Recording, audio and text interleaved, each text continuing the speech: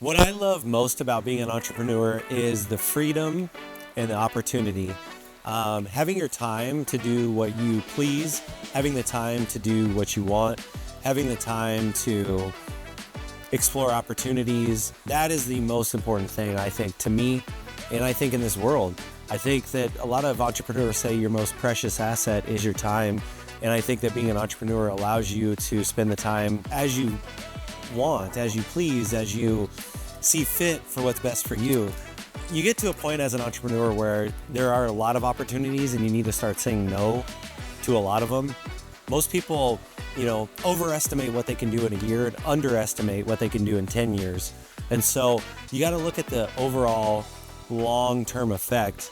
I love the freedom to pick and choose who I work with, what I do, and how I spend my time. I love the bar industry.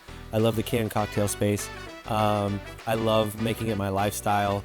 But in this industry, one thing that you want to be careful with is don't give your number to customers. That was a big no-no. That's one thing that I learned the hard way. I deal with merchants. I deal with vendors. I deal with suppliers. You got to have boundaries at home. You've got to have boundaries with your work. You've got to have boundaries with your customers. And you need to set those yourselves. One of the things that I like to do too is that I've been working on as well.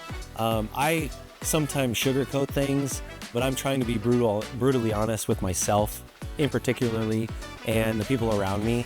And that's hard to do. And that's hard to accomplish a lot of the times because all in all, I am a people pleaser. I like to tell people what they want to hear. And I think that being the best version of yourself is a lifelong process, and it's a process in the stage that you're at in life. So you got to ask yourself some certain questions, try to figure those things out, really deal with adversity. And so, there's a lot of different things that you have to deal with. And I think that taking the time to respond is what we really have in life. A lot of times, one of the things that I'm working on now is not reacting and keeping my calm. I think that, one of the things that I tell my brother or my kids, it's like, the person that stays calm in a hectic situation usually has the power.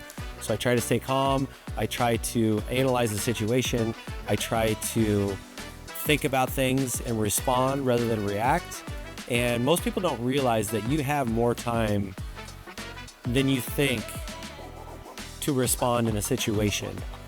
So take a little bit of time to yourself, and I think that those will lead to better decisions. They'll lead to a better life, and they'll lead to less drama in your life. And that's one thing that I try to avoid. So get crispy.